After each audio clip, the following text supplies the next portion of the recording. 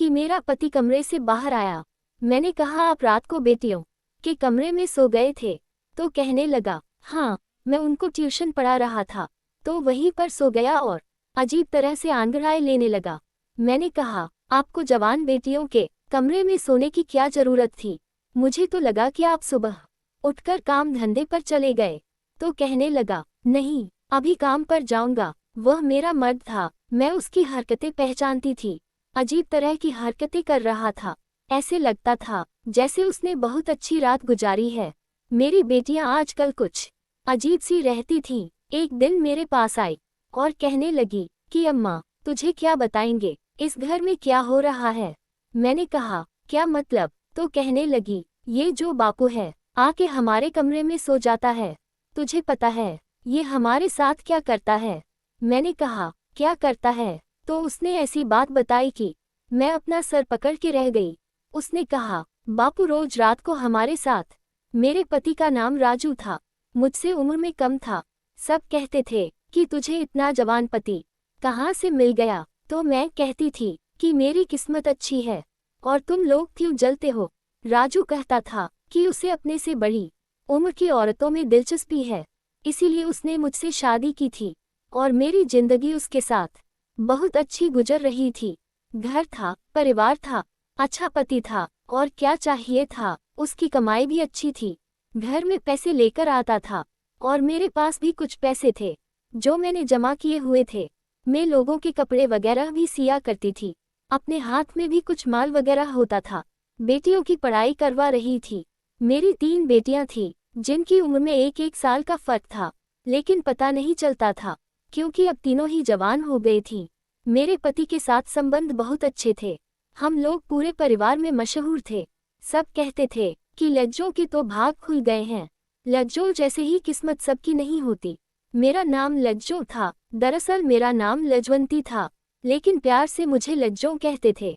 मैं भी जवान और खूबसूरत थी, 3 जवान बेटियों की मां नहीं लगती थी। मेरी बेटियां भी मुझ पर गई थीं और बहुत ही ज्यादा सुंदर थीं। उनको देखकर मुझे बड़ी खुशी होती थी, इसलिए मैं चाहती थी वह जिंदगी में कुछ बन जाएं। उनकी पढ़ाई करवा रही थी ताकि वह बड़ी अफसर बन जाएं। राजू बहुत पढ़ा लिखा था, वह मेरी बेटियों को खुद ही ट्यूशन वगैरह पढ़ाया करता था। पर आजकल जो इस घर में हालत चल पड़े थे वह कुछ ज्यादा ही अजीब थी। एक रात को राजू अचानक से उठा और कहने लगा, मैं चलता हूँ। मैंने कहा, कहाँ? तो कहने लगा, बेटियों को पढ़ाई करवाने। मैंने कहा, इस टाइम? तो उसने कहा, अरे तुझे नहीं पता उन लोगों के टेस्ट। कहा, अरे तुझे नहीं पता उन लोगों के टेस्ट चल रहे हैं। अब पढ़ाई में क्या दिन और क्या रात, रातों को बैठकर पढ़ना पड़ता है, तब कहीं जाकर अच्छे नंबर आते हैं। तुझे नहीं पता आजकल बड़ा कंपटीशन हो गया है रे। मैंने कहा, अच्छा फिर जल्दी आ जाना। तो कहने लगा, क्यों, मेरे बिना दिल न लगेगा तेरा? मैंने कहा, तेरे बिना मेरा दिल लगता है, तू ही तो मेरा सुहाग है, सब कुछ है तू मेरा। और फिर आज देख, मौसम कितना अच्छा था और तू चल दिया उन्हें पढ़ाने के लिए। उसने कहा, उनकी पढ़ाई ज्यादा जरूरी है मेरी जान, तो फिक्र नहीं कर, हमारे पास तो सारी जिंदगी पड़ी है। कभी कभी मुझे बड़ी खुशी भी होती थी कि उसे बेटियों की बहुत फिक्र थी, वरना उसे क्या था, वह अपने सारे काम तो कर रहा था, पैसे कमा के ले आता था, मुझे भी खुश रखा हुआ था।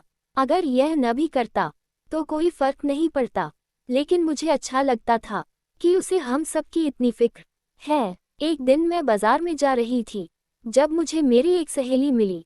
उसने कहा, क्या हाल है तेरा और तेरा पति कैसा है? मैंने कहा, ठीक है, बिल्कुल बड़ी अच्छी जिंदगी गुजर रही है, उसके साथ खुश हूँ। ये बात सुनकर मेरी सहेली हैरान हुई और कहने लगी कि अच्छा, तेरी जिंदगी अच्छी गुजर रही है, पर मैंने तो कहा था कि तेरी उसके साथ जिंदगी कभी अच्छी नहीं गुजरेगी। मैंने कहा कि हाँ, मुझे याद है, तू तो मेरी शादी वाले दिन मुझे मंडप से उठाने के लिए आ गई थी। तूने राजू को किसी लड़की के साथ पकड़ लिया था ना? लेकिन देख, ये जो मर्द होते हैं ना, इनका शादी से पहले 100 जगह चक्कर होता है, लेकिन वह लड़की इनके लिए सबसे ज्यादा आगे होती है जिससे यह शादी करते हैं। राजू खूबसूरत है, जवान है, उसके पीछे हजारों मरते होंगे, पर शादी तो उसने मुझसे की है। देख, ये जो मर्द होते हैं ना, यह ऐसे ही होते हैं। अब आप कहीं से ऐसा मर्द ढूंढ कर नहीं ला सकते जो बहुत ही अच्छा हो और उसने कभी किसी लड़की को नजर भर के भी न देखा हो। ऐसा मर्द ढूंढने निकलेंगे ना तो कोई भी नहीं मिलेगा। थोड़ा बहुत तो सोचना पड़ता है। वह क्या कहते हैं, इंग्लिश में एडजस्ट करना पड़ता है। वह कहने लगी, हाँ, मुझे पता था कि तू बड़ी अच्छी तरह एडजस्ट कर लेगी, लेकिन यह नहीं पता था कि इतने सालों तक कर लेगी। चल, नहीं पता था कि इतने सालों तक कर लेगी। चल, अच्छी बात है, कोई अपने घर में खुश रहे तो हमें क्या। पर तेरा पति आंखों का बड़ा कच्चा है, उसकी आंखें बड़ी मटकी हैं। मैंने कहा, अब नहीं, ऐसा होता नहीं, अब तो मैं ही मैं हूँ। सिर्फ अपनी उंगली पर लपेट लिया है मैंने उसको। हम दोनों सहेलियों ने हंसना शुरू कर दिया। वह भी हंसने लगी। उसने कहा, ये तो फिर बहुत अच्छा हुआ, अगर तूने ऐसा कर लिया है तो और क्या चाहिए। चल ठीक है, मैं चलती हूँ, घर बदल रही हूँ, इसलिए बहुत मसरूफ हूँ। मैंने कहा, जब घर बना ले तो मुझे बताना, मैं तेरे घर तुझसे मिलने आऊंगी, साथ तेरा घर भी देख लूंगी। उसने कहा, तू आ जाना, लेकिन अपने पति को लेकर न आना। मैंने कहा, यह क्या बात कर दी, पति को लेकर क्यों न आऊं। तो उसने कहा, मुझे गलत न समझना, पर मेरी जवान बेटी है। मैंने कहा, कैसी बातें कर रही है तू। इस बात पर वह फिर से हंसने लगी और कहने लगी कि उस पर तुझे भरोसा है, मुझे नहीं है। मुझे पता था कि वो मजाक कर रही है, इसलिए मैंने उसकी बात का बुरा नहीं माना। मैं इस बात को मान गई थी कि खूबसूरत मर्द के पीछे अगर बहुत सारी लड़कियां हो तो उसमें कसूर लड़कियों का है, उसे मर्द का नहीं। अब तो ये रोज रोज होने लगा। क्या मेरा मर्द राजू बेटियों के कमरे में पढ़ाई करवाने के बहाने जाता और वहां पर बैठ जाता। मैं उसका इंतजार करती रहती, जबकि वह कह कर जाता था कि मैं जल्दी आ जाऊंगा, लेकिन मैं भी पूरे दिन के काम होते थकी होती थी तो सो जाती थी। सुबह वह बेटियों के कमरे से बाहर निकलता था। मैं पूछती, रात भर क्या करते रही तू। तो कहता, पढ़ाते पढ़ाते ही नींद आ गई थी, पता ही नहीं चला कब सुबह हो गई। मैंने कहा, ऐसी भी कौन सी नींद। तो कहता, तुम्हें तो पता है मैं जवान आदमी हूँ, मुझे तो ऐसी ही नींद आती। मैंने कहा, क्या और मैं क्या बड़ी हूँ। तो कहने लगा, नहीं नहीं, तुम तो मुझसे भी ज्यादा जवान हो। मेरा मर्द बातें बहुत अच्छी अच्छी करता था, यही वजह थी कि मैं उसके सामने कुछ बोल नहीं पाती थी। उद्धरण, मैंने अपनी बेटी रिमला को लंगड़ा लंगड़ा के चलते देखा था। यह कोई आम बात नहीं थी। आखिर क्या मसला था। जब मैंने उससे पूछा तो उसने मुझे कहने लगी, कोई बात नहीं है। कहने लगी, कोई भी बात नहीं है, मैं बिल्कुल ठीक हूँ और ठीक तरह से चलने की कोशिश करने लगी। मैंने कहा, अब मैंने तुझे देखा तो तू इस तरह से चल रही थी और अब तो कह रही है कि मैं ठीक हूँ, क्या मसला है तुझे। तो कहने लगी, कोई मसला नहीं है, मुझसे नजर नहीं मिला रही थी, शायद कोई बात थी जो वह छुपा रही थी।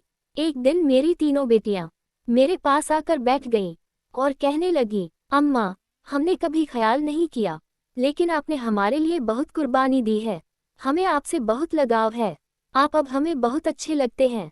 मैंने उनको प्यार किया और कहा, क्या हो गया आज। वह तो नहीं है। वो क्या कहते हैं, माँ का दिन, तुम लोग आज सारी मेरे पास आकर बैठ गई हो। तो कहने लगे कि नहीं, बस हमें एहसास हो गया है कि आप बहुत अच्छी इंसान हैं, आपने हमेशा अपने बारे में नहीं बल्कि हमारे बारे में सोचा है। मैंने कहा, कोई बड़ी बात नहीं, मन तो ऐसी ही होती है और मुझे तो हमेशा से ही मन बनने का शौक था। तुम लोगों को आज क्या हो गया। थोड़ी देर बाद में देख के हैरान रह गई कि वह तीनों ही रोने लगी, लेकिन जैसे ही राजू वहां पर आया और उसने उन तीनों को देखा तो वह फौरन अपने आंसू साफ करने लगे। मैंने कहा, देख तो तुम्हारी बेटियां आज कैसे रो रही हैं, पता नहीं इनको क्या हो गया, लगता है इन सब ने कोई इमोशनल फिल्म देख ली है। तो वह हंस पड़ा और उसने कहा कि फिल्म तो नहीं देखी, लेकिन लगता है इनके दिमाग खराब हो गए हैं। उसने यह बात ठीक से नहीं बोली और अपने से डांट भी पीसे। मैंने कहा, तुम क्यों गुस्सा कर रहे हो। तो कहने लगा, इसलिए कि आज रिमला का जन्मदिन है और यह घर में इस तरह का महत्वपूर्ण माहौल बनाकर बैठ गई है। रिमला हैरान रह गई, आज तो सच में ही उसका जन्मदिन था और वह अपना जन्मदिन बहुत खुशी से मनाया करती थी। लेकिन इस बार भूल कैसे गई? और मैं भी भूल गई, उसने कहा। लेकिन मैं नहीं भूला था। उसने एक केक हमारी तरफ बढ़ा दिया, कहने लगा, चलो केक कटते हैं। जब वह सबका इतना ख्याल रखता था तो मुझे बहुत अच्छा लगता था। मैंने सोचा कि आज हम एक दूसरे के साथ बहुत अच्छा वक्त गुजरेंगे, पर मैं तो इंतज़ार ही करती रहेगी। और वह बेटियों के कमरे में चला गया। मैंने कहा कि ये पता नहीं इनके टेस्ट कब खत्म हो गए। मेरे पति को मुझसे दूर किया हुआ है। तो कहने लगा कि टेस्ट खत्म हो गए हैं तो आगे पढ़ाई बहुत मुश्किल है, क्योंकि अब फाइनल एग्जाम होने वाले हैं, इसलिए थोड़ी बहुत कुर्बानी तो देनी पड़ेगी। मेरे बातों बातों में यह बात अपनी सहेली को बताइए। उसका घर बन गया था। मैं उसका घर देखने गई थी। उसने कहा कि तुझे ऐसा नहीं लगता कि वह तुझसे ज़्यादा तेरी बेटियों से प्यार करता है? मैंने कहा कि और तुझको क्या लगता है? ये तो सब जानते हैं कि मर्द को तो अपने बच्चों से ही ज़्यादा प्यार होता है, इसमें ऐसी कौन सी बात है? तो कहने लगी कि नहीं, ये सब कुछ थोड़ा सा अजीब है। कुछ तो ऐसा है जो तू भी देख रही है, पर आंखें बंद करके बैठी है। तेरा बेटियों वाला घर है, तुझे अपनी आंखें हर तरह से खोल के रखनी चाहिए। शायद जो वह मुझे समझाना चाह रही थी मैं ना समझ सकी। मुझे लगा कि वह ये कह रही है कि अपनी बेटियों पर नज़र रखा कर, क्योंकि इसके बाद जो हुआ वह बहुत अजीब था। एक दिन रिमला की तबीयत अचानक से खराब हो गई। मैंने कहा कि क्या हो गया? तो कहने लगी, लगता है मैंने कुछ उल्टा सीधा खा लिया। मेरे पेट में बहुत दर्द हो रहा है और मुझे उल्टी भी आ रही है। मैंने कहा कि चल तुझे डॉक्टर के पास ले जाती हूँ। तो कहने लगी कि नहीं, नींबू पानी पी लूंगी तो ठीक हो जाऊंगी, डॉक्टर के पास नहीं जाने का दिल नहीं कर रहा। मैंने कहा कि मरीज का कहाँ दिल करता है डॉक्टर के पास जाने का, लेकिन तबीयत ज़्यादा खराब हो गई तो क्या होगा? राजू भी वहाँ पर आया तो मैंने उसे परेशान होकर कहा कि इसकी तबीयत बड़ी खराब है और डॉक्टर के पास भी नहीं जा रही। उसने कहा कि इतनी भी खराब नहीं है, पढ़ाई की टेंशन की वजह से ऐसा हुआ है, ठीक हो जाएगी, तो परेशान नहीं हो। आगे पीछे तो वह मेरी बेटियों की बहुत फिक्र करता था, पर आज इस तरह से कहने लगा कि जैसे उसको कोई फिक्र नहीं है। उसने कहा छोड़ दो, थोड़ी देर में ठीक हो जाएगी। मैंने कहा कि यह क्या बात हुई? तो कहने लगा कि जवान लड़की है, जवान बंदा जल्दी ठीक हो जाता है। तू चल मेरे लिए खाना लगा दे, मुझे बहुत भूख लगी है। राजू मेरी बेटियों का इतना ख्याल रखता था कि उसकी यह घिनौनी हरकत भी मुझे हिलाकर रख दिया। आज उसने रिमला की फिक्र क्यों नहीं की? रिमला की तबीयत वाकई थोड़ी देर बाद ठीक तो हो गई, लेकिन मैं जब उसके लिए चाय बनाकर कमरे में जाने लगी तो अंदर बैठी अपनी बेटियों की बातें सुनकर मैं दरवाजे पर ही रुक गई। वह कह रही थी कि भगवान करे ये कुत्ते की मौत मरे, इसको सुकून ना आए, शाम शान ले जाने के लिए भी कुछ ना बचे। ऐसा बुरा आदमी हमने अपनी जिंदगी में नहीं देखा और हमारी माँ का भी दिमाग खराब कर रखा है। ये बातें सुनकर मैं हैरान रह गई। या किसके बारे में बात कर रही थी? मेरी छोटी बेटी ने कहा कि उसको छोड़ अपने बारे में सोचने। रिमला क्या होगा अगर माँ को ये बात पता चल गई? तो वो तो जीते जी मर जाएगी। रिमला कहने लगी कि दिल करता है मैं ही खुदकुशी कर लूं। अब मैंने सोच लिया कि मैं सीधे अंदर चली जाऊंगी और इन सब से पूछूंगी कि ये क्या बातें कर रही हो। लेकिन इससे पहले मुझे राजू ने बुला लिया। मैंने कहा कि वह हमारी बेटियां कुछ अजीब सी बातें कर रही हैं, पता नहीं किसको कोस रही है बैठकर। मुझे लगता है ये रिमला हमसे कुछ छुपा रही है। मैं बोल रही थी कि राजू ने मुझे एक तोहफा दिया और कहा कि तू उनको छोड़ और मेरी तरफ से देख। आज उसका मूड बहुत अच्छा था। उसकी बातों में लग के मैं ये बात भी भूल गई। लेकिन सुबह बहुत बड़ी मुसीबत आई। रिमला बेहोश हो चुकी थी और होश में नहीं आ रही थी। अब तो उसे डॉक्टर के पास ले जाना था, लेकिन राजू अभी भी कह रहा था कि डॉक्टर के पास ले जाने की जरूरत नहीं है। मैंने कहा कि ऐसे कैसे, मेरी बेटी को होश नहीं आ रही। मजबूरी में उसे डॉक्टर के पास ले गए तो डॉक्टर ने एक टेस्ट किया और उसके बाद घर भेज दिया। कहने लगी कि इसको बहुत कमजोरी हो रही है, लगता है इसने खाना नहीं खाया। आपको टेस्ट की रिपोर्ट मैं फ़ोन पर बता दूंगा। 2 घंटे के बाद डॉक्टर का फ़ोन आया और बस उसके बाद तो जैसे हम सभी की जिंदगी बदल कर रह गई थी। डॉक्टर ने बात ही ऐसी बताई थी। जब मैंने यह बात सुनी तो मैंने फ़ोन रखा और रिमला के कमरे में कदम रखा और कहा कि इस दिन के लिए तुझे पढ़ाया लिखाया था, तुझे आज़ादी दी थी कि तू ये सब कुछ करें। बाकी सभी मुझे हैरान होकर देखने लगी, लेकिन रिमला जानती थी कि मैं क्या बात कर रही थी, इसीलिए उसने सिर झुका लिया था, क्योंकि मुझे डॉक्टर ने बताया था कि आपकी बेटी माँ बनने वाली है और उसने अपने बच्चे को खत्म करने के लिए कोई गोली खाई है, जिसकी वजह से उसकी हालत खराब हुई है, लेकिन बच्चा सही सलामत है और उसे कुछ नहीं हुआ है। रिमला ने रोना शुरू कर दिया। मैंने कहा कि बता ये सब कुछ किसने किया है, तो उसने कहा कि सब बताती हूँ, और मुझे मेरे कमरे में ले गई। वहाँ से जाकर उसने मुझे अकेले में अलग ही कहानी सुनाई और कहा कि ये सब मेरी गलती है, मेरी वजह से हुआ है। मैंने कहा कि ऐसे कैसे, किसी और का कसूर नहीं है, बता कौन है वह लड़का, उसी के साथ तेरी शादी करवाऊंगी। तो कहने लगी तो वह कभी शादी नहीं करेगा और वह इस देश में नहीं है, बस आप इस बात को खत्म कर दें।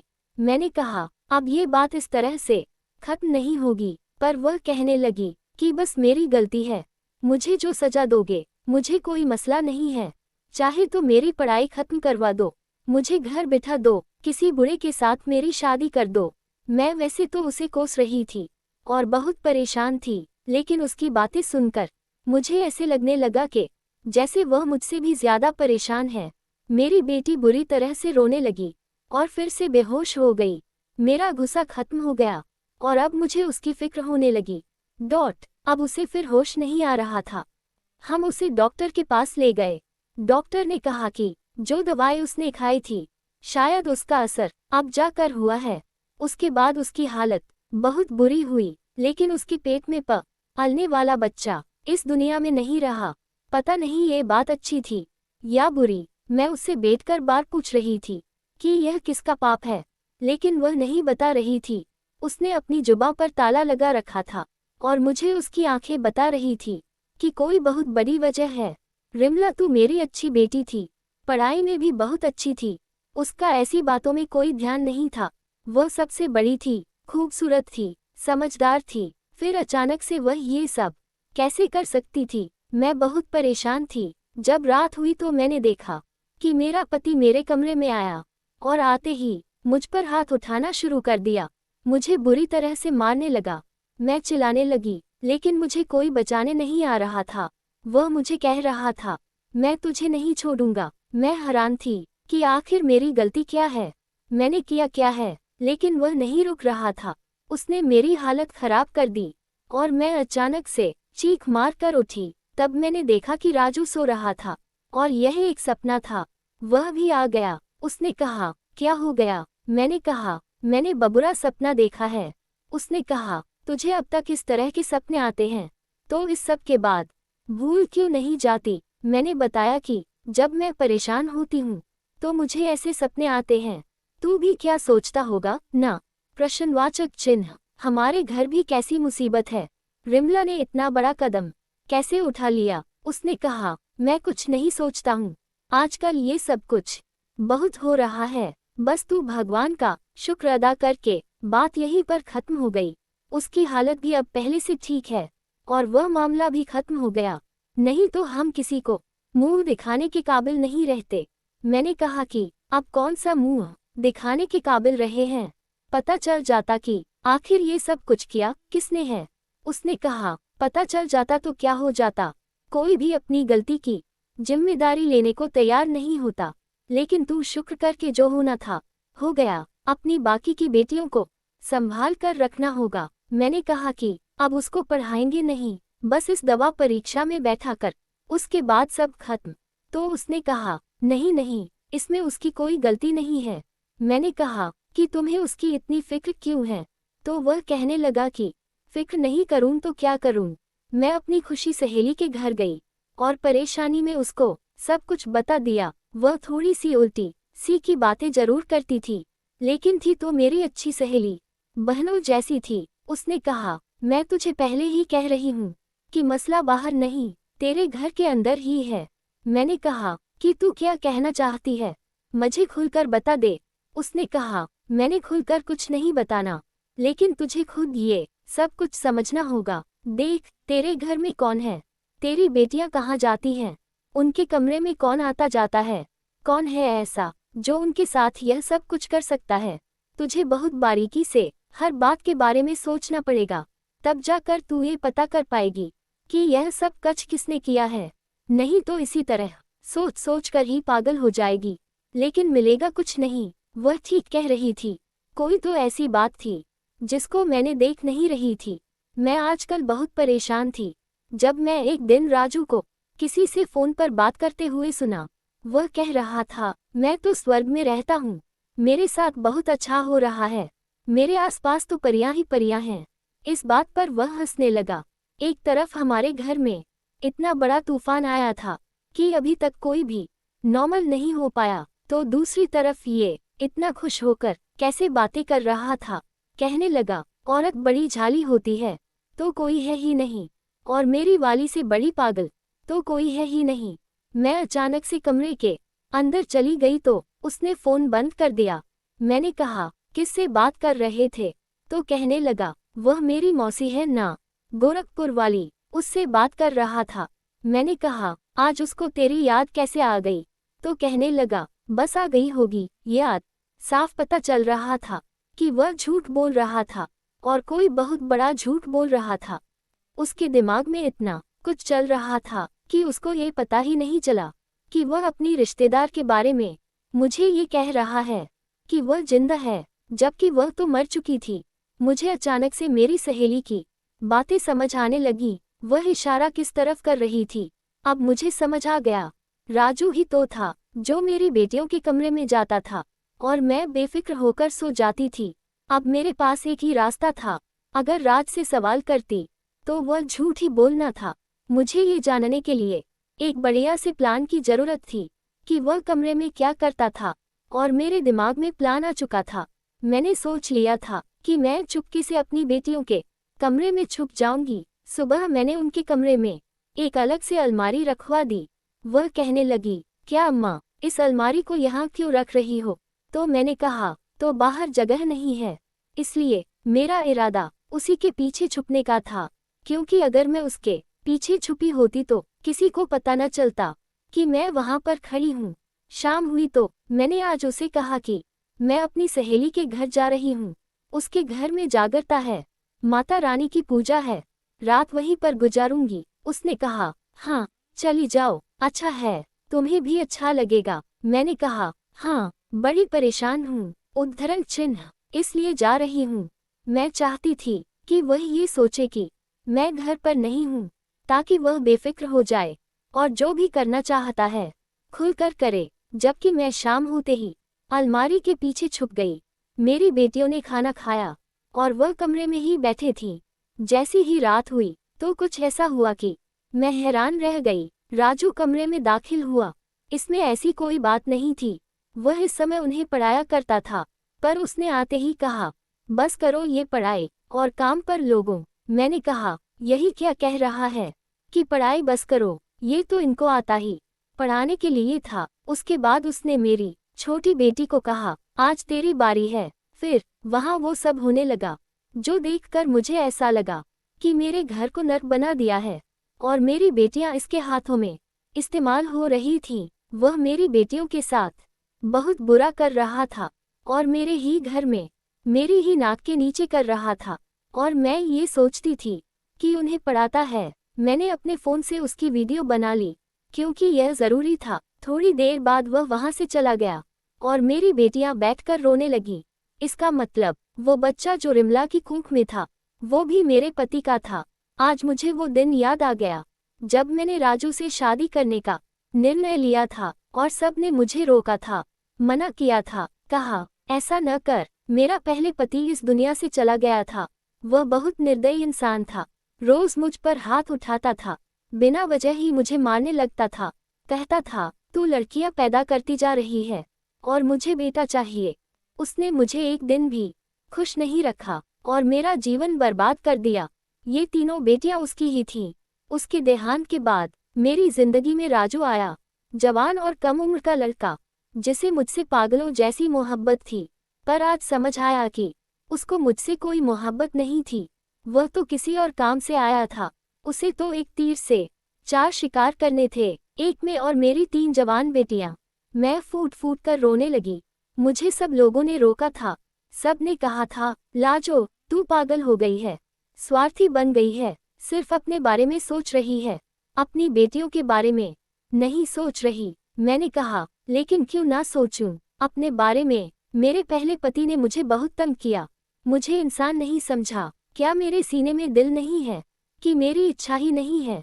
अगर मैं उससे शादी करना चाहती हूँ तो तुम सबको क्या है?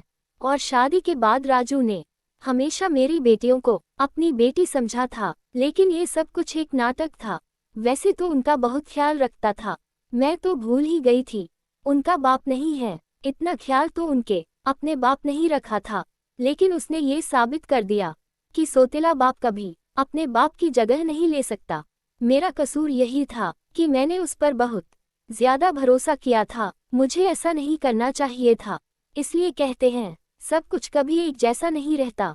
मुझे सोचना चाहिए था, गलती मेरी थी। वह वहां से चला गया और मैं अपनी बेटियों के सामने आ गई। मुझे देखकर वह हैरान रह गई और उनको पता चल गया कि मैं सब कुछ जानती हूँ। मैंने कहा कि तुम सब ने मुझे बताया क्यों नहीं? बताती तो सही। उन्होंने रोते हुए कहा, वो कहता था कि तूने अपनी माँ को सब कुछ बताया तो मैं तुम्हारी माँ को जान से मार दूंगा, उसे खत्म कर दूंगा। हम ऐसा नहीं चाहते थे, क्योंकि आपके अलावा हमारा कोई था ही कौन, इसलिए हम डर गए। उसने हमें कहा था कि मैं तुम्हारी माँ को बहुत आसानी से खत्म कर सकता हूँ, और वह ऐसा कर भी सकता था। फिर रिमला के साथ जो कुछ हुआ उसका जिम्मेदार भी यही है, और यह बहुत वक्त से हो रहा है। मैंने कहा कि तुम लोगों को मुझे बताना चाहिए था। तुम्हारा अपना बाप जैसा भी था, लेकिन डरपोक नहीं था, बहादुर आदमी था। तुम्हारे अंदर उसी का खून है। मेरी बेटियां बहुत रो रही थीं, पर मैंने उनको कहा कि बस, अब सब खत्म हो गया, अब मैं तुम सब का बदला लूंगी, तुम फिक्र नहीं करो। उसने कहा कि आप क्या करोगी? मैंने कहा कि मैंने सोच लिया है कि मैं क्या करना है। तुम लोग अपना सारा सामान लो, अपने स्कूल जाओ, जाने की तैयारी करो, क्योंकि हम ये शहर हमेशा के लिए छोड़कर जाने वाले हैं। 1 हफ्ता है तुम लोगों के पास, अपनी तैयारी करो, पर किसी को बताना नहीं। मुझे मेरी बेटियों ने कहा कि शहर छोड़ने से क्या होगा? मैंने कहा कि ये हमें तलाश कर लेगा, बस तुम लोगों को जो कहा है वो करो। मैंने कहा था, ठीक है। मैंने जो वीडियो बनाई थी वह मेरे पास सबूत था। मैंने पुलिस स्टेशन में जाकर रिपोर्ट करवानी थी और साथ उनको वीडियो भी देनी थी। उसके बाद पुलिस वालों ने उसे जरूर पकड़ लेना था। मैं शहर छोड़ने की तैयारी कर ली और अपनी बेटियों को भी समझा दिया कि क्या करना है और कैसे करना है। राजू को पता भी नहीं था उसके साथ क्या होने वाला था, वह बिल्कुल अज्ञान था। हम सब एक दूसरे के साथ थे। मैं बहुत तरह से सब कुछ कर रही थी, क्योंकि अब हम गलती नहीं कर सकते थे। पहले ही मुझसे बहुत गलती हुई थी। मेरी दोस्त जानती थी राजू एक बुरा इंसान था। जब हमारे फेरे होने लगे थे तो उसने मुझे बताया था कि अभी भी तेरे पास वक्त है, पर एक वक्त में पागल हो चुकी थी, क्योंकि मुझे कभी मोहब्बत मिली ही नहीं थी। इसलिए जब इसने मुझे कहा था कि मुझको हमेशा खुश रखेगा, तो मैंने यकीन कर लिया, क्योंकि मुझसे बहुत मोहब्बत करता है। मेरी बेटियों को अपनी बेटियां समझेगा। वह शुरू में ऐसा ही था। अभी हमारी शादी को 7 साल हुए थे। मुझ पर समाज ने उंगली उठाई थी, कहा था कि इसको अपनी बेटियों का ख्याल नहीं है, बुढ़ापे में शादी कर रही है, बूढ़ी हो गई है लेकिन शादी कर रही। मैंने किसी की बात नहीं सुनी थी और मैं अपने आप को सही समझती थी, लेकिन मुझे लोगों की बातें सुननी चाहिए थी। हम समाज में रहते हैं तो हमको इसकी बातें भी सुननी पड़ती है। मैंने जाने का इंतजाम कर लिया और पुलिस वालों को सारे सबूत दे दिए। जैसे ही हम अपने मोहल्ले की गली से निकल रहे थे, पुलिस की गाड़ी हमारे घर की तरफ जा रही थी और राजू घर में अकेला था। पुलिस से बच भी जाता तो उसके लिए यही सज़ा काफ़ी थी कि मैंने उसको हमेशा के लिए छोड़ दिया था। मुझे पहले ही रात को नींद नहीं आती थी, अब तो बिल्कुल नहीं आती। ऐसा लगता है कि मेरी बेटियों के साथ जो कुछ हुआ है वो राजू ने नहीं, मैंने किया है। हम दूसरे शहर में आ गए हैं। मेरी बेटियों की पढ़ाई पूरी हो गई, नौकरी करती हैं और मैं भी अपना घर चलाती हूँ। लेकिन फिर भी मुझे ऐसा लगता है कि ये सब कुछ मेरी बेवकूफ़ी की वजह से हुआ है। अपने आप को बहुत बुरा भला कहती हूँ। रात को नींद नहीं आती है, बस जिंदगी इसी तरह गुजर रही है। दिल करता है कि जान दे दूंगी अपनी बेटियों के लिए, जिन्हें मुझसे बहुत मोहब्बत है। दोस्तों, वीडियो कैसी लगी कमेंट करके जरूर बताएं। वीडियो को लाइक और चैनल को सब्सक्राइब जरूर करें।